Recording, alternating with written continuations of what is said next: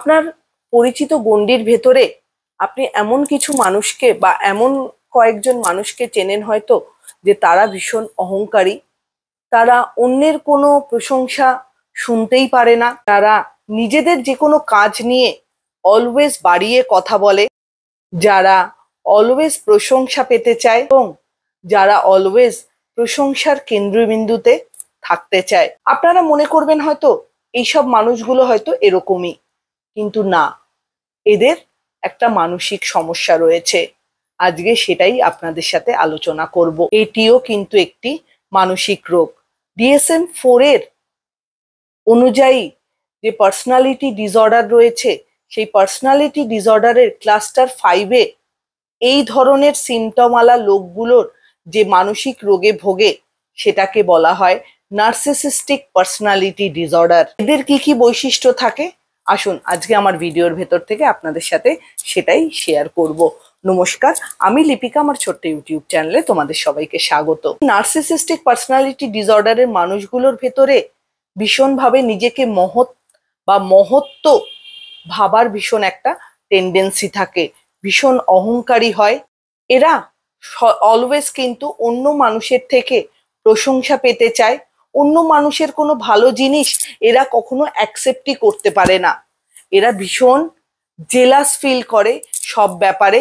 অন্য মানুষের ক্ষেত্রে এরা ভীষণভাবে জেলাসি ফিল করে বা এরা মনে করে মানে তারা গ্রুপের মধ্যে থাকুক বা যেখানেই থাকুক স্পেশাল ট্রিটমেন্ট পাবে।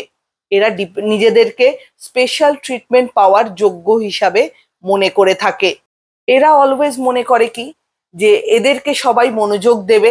এরা অ্যাটেনশন সিকিং বিহেভিয়ারে ভীষণভাবে অভ্যস্ত হয়ে যায়, কিন্তু এরা এমন কোনো কাজ করে না যে আশেপাশের মানুষগুলো তাদের প্রতি অ্যাটেনশন দেবে, কিন্তু এরা মনে করে যে এরা অ্যাটেনশন পাওয়ার যোগ্য, সবাই তাদের প্রতি মনোযোগী হবে।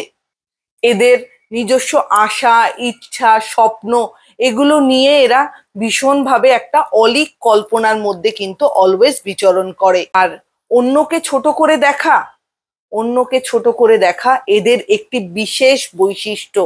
এরা কাউকে নিজেদের বরাবর মনেই করে না।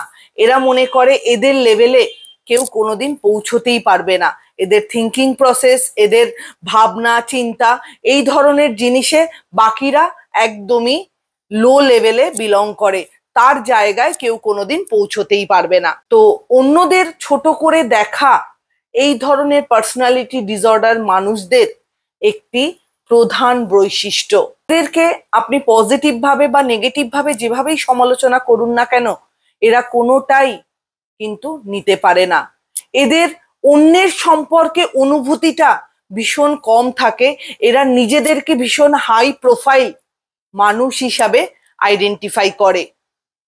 এদের নিজের সম্পর্কে ভীষণ হাই মেন্টালিটি থাকে বলে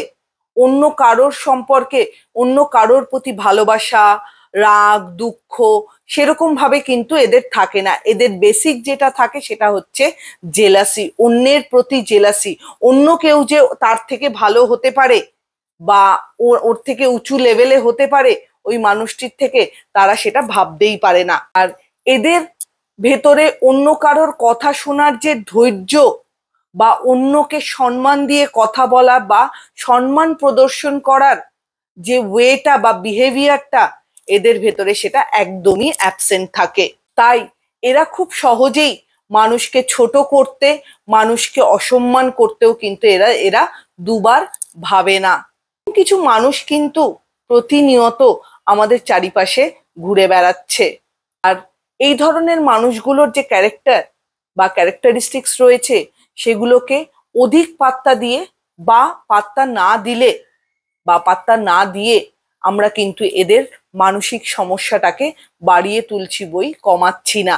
আর এই সমস্ত মানুষদের ট্রিটমেন্ট ভীষণভাবে দরকার। আপনার ফ্রেন্ড হোক, কলিগ হোক, লাইফ পার্টনার হোক, এই ধরনের মানুষ যদি আপনার জীবনে থাকে, এদের সাথে সম্পর্ককে এগিয়ে নিয়ে যাওয়া ভীষণভাবে কিন্তু দুষ্কর হয়ে যায়। একটা সময় হয়তো আপনি মেনে নিয়ে এগিয়ে যাবেন, কিন্তু লাইফের প্রতিটা মুহূর্তে এদের সাথে কাটানো কিন্তু আপনার জন্য দুর্বিষহ হয়ে উঠবে। আপনার আশেপাশে যদি এই ধরনের ক্যারেক্টারিস্টিক্সের কোনো মানুষ দেখতে পান, তাহলে তাকে অবশ্যই নিয়ারেস্ট কোনো সাইকোলজিস্ট বা সাইকিয়াট্রিস্টের সাথে যোগাযোগ করার পরামর্শ দিন। আর আপনার ভেতরেও যদি এই ক্যারেক্টারিস্টিক্সগুলো থাকে, অবশ্যই আমাকে জানাবেন কমেন্ট করে। আমি অবশ্যই হেল্প করার চেষ্টা করব। ভিডিওটা কেমন লাগলো অবশ্যই আমাকে জানাবেন। ভালো লাগলে চ্যানেলটা লাইক অ্যান্ড সাবস্ক্রাইব করে দেবেন। সবাই ভালো থাকবেন, সুস্থ থাকবেন। নমস্কার।